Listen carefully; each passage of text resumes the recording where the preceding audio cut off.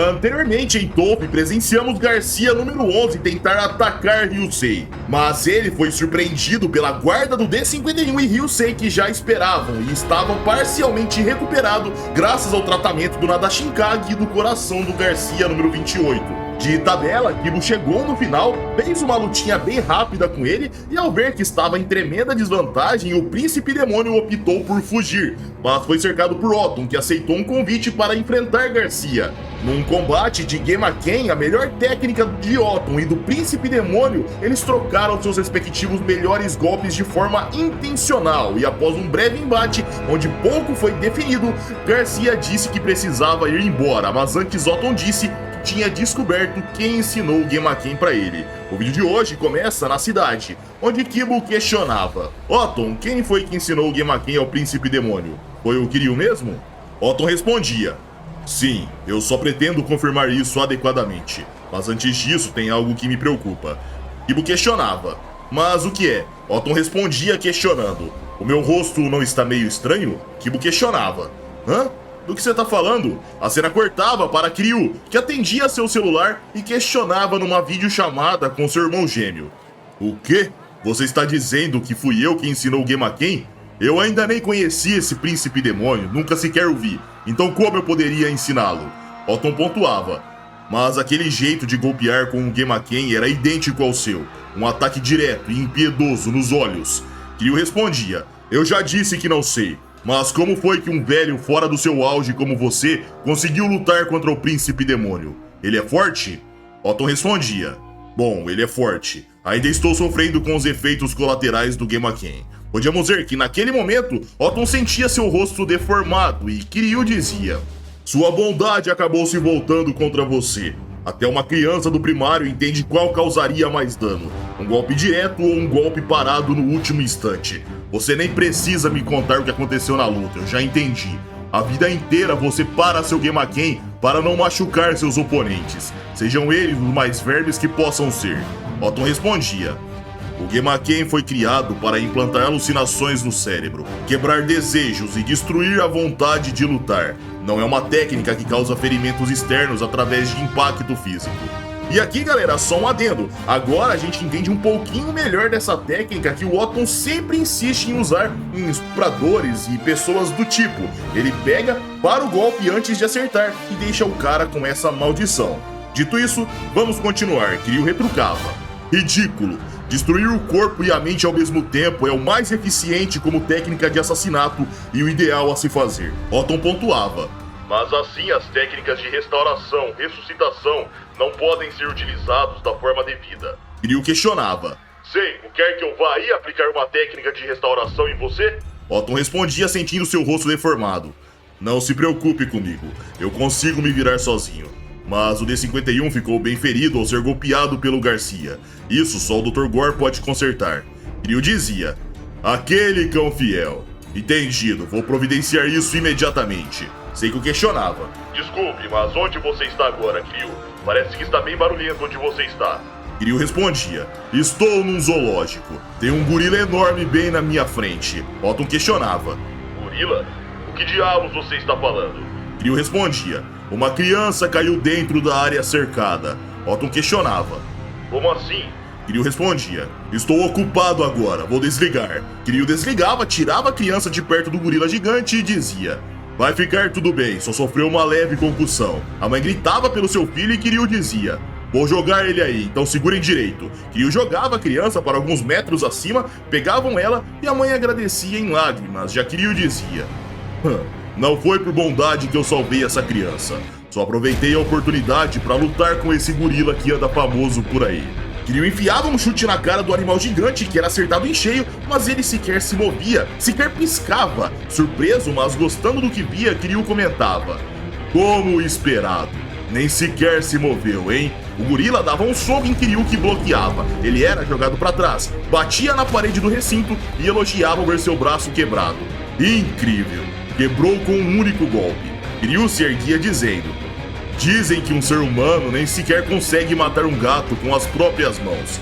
Mas quando se trata de um gorila, um animal que pesa mais de 200 quilos, realmente fica complicado. Um civil no zoológico comentava: Aquele cara, ele tá lutando de propósito depois de enfurecer o gorila Kong, que é dócil. Se ele irritá-lo, esse cara vai ser morto. De repente, Kiryu era pego pela perna e batido contra o solo. Kong erguia Kiryu e o narrador dizia: a poderosa força de mandíbula de um gorila é capaz de esmagar um crânio humano com uma única mordida, e a força de seus braços podem arrancar os braços de um homem num instante. Preso no aperto de Kong, Kiryu pontuava: provocar esse gorila foi um erro. O gorila rugia e começava a bater Kiryu na parede e chão. Enquanto isso, o narrador dizia: o gorila Kong não está com raiva, ele está apenas destruindo e brincando, como uma criança pequena que recebeu um brinquedo novo. Podíamos ver Kiryu sangrando muito, o gorila pisava nele e o narrador continuava: ele mata de forma cruel, com uma inocência brutal, sem absolutamente nenhuma gordura desnecessária em seu corpo. Cada golpe desferido pela força de um gorila tem um poder entre 2 e 5 toneladas. A força de aperto de um gorila é de 500 quilos. A força da mordida de um gorila ultrapassa 400 quilos. Não se deve brincar com gorila, o ser mais forte entre todos os primatas. Mas o problema é que esse gorila não é normal. Quando Kiryu seria mordido, alguém vinha contra o sol e chutava. O alvo era o rosto do gorila, que não se movia, mas largava Kiryu, e o narrador dizia: um ser extremamente perigoso como esse jamais deveria ter sido enfurecido de verdade. Os civis questionavam: ei, o que foi isso? Tem mais alguém? Podíamos ver que era o príncipe demônio que sorria e dizia: então você é o rei, o mais forte dos primatas, hein? Só que eu vim até aqui para lutar com você, pai. Ferido no chão, Kiryu pensava: pai? Garcia continuava dizendo: mesmo sendo altamente inteligente, no fim, esse gorila ainda está no nível de um primata. Ei, gorila, não se contenha. Eu vou ser o seu oponente. Tomei o seu brinquedo, então você deve ficar seriamente irritado. Vem pra cima. Assim como sugerido, o gorila rugia. Em seguida, a cena cortava para Madumedov numa banheira. À frente estava o Capitão Músculo, só de cueca, e ele questionava: senhor Madumedov, o príncipe demônio participou da corrida do dragão? Madumedov respondia: sim, mas o objetivo dele não é dinheiro. No fim, ele foi por uma questão pessoal, para ser reconhecido como humano por uma nação, coisa assim. Ou seja, para obter direitos humanos e liberdade, blá blá blá. Se o príncipe demônio roubar o coração do Garcia, depois disso presumo que vocês planejam pegar o coração do príncipe, correto? Afinal, é um coração da exata mesma qualidade. Forçando seus músculos, o Capitão Músculo respondia: pegar o coração do príncipe demônio? Não, é impossível. Madumedov questionava: ora, façam como sempre. Façam ele acreditar que vocês são os aliados, baixem a guarda dele e ataquem de surpresa, ataquem pelas costas, enganem, atraiam para armadilhas com táticas de guerrilha. Enfim, com todo tipo de truque covarde, nós podemos pegá-lo. Até os homens mais fortes puderam ser mortos. De repente, o Capitão Músculo segurava a cabeça do contrabandista de órgãos e dizia: ele percebe tudo, enxerga através de tudo, porque aquele cara é um demônio. O Capitão Músculo cravava o dedo nos olhos e exclamava: o príncipe demônio já sabia que você o trairia. Os olhos de Madumedov eram furados, ele era solto na banheira, já sem vida. E o Capitão Músculo finalizava: neste planeta não existe criatura mais perigosamente extrema que o príncipe demônio.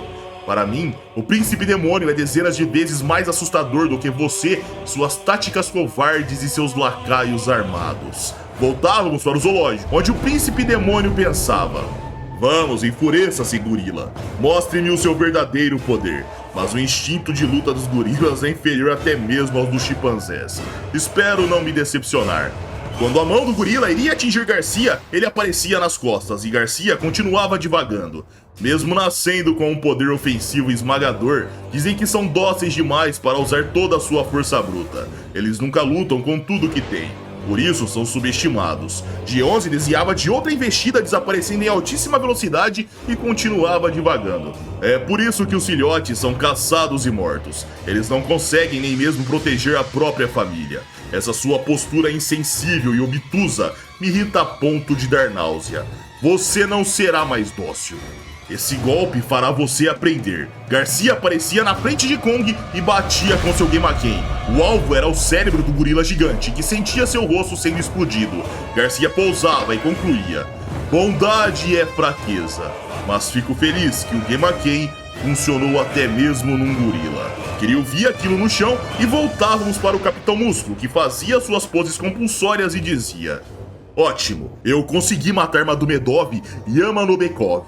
Agora o Capitão Músculo também acabou. Ele tirava sua máscara, jogava no chão e continuava dizendo: a organização agora é minha. Eu sou o chefe agora. Vou voltar para o nome Mionichenko. Desta vez, finalmente vou me libertar desse inferno. A cena cortava para um flashback em Belarus, a antiga Bielorrússia. Lá o príncipe demônio alertava: Magomedov provavelmente vai me trair. Ele está atrás do meu coração. Nesse momento, na primeira brecha dele, Mionichenko, você vai eliminar Magomedov.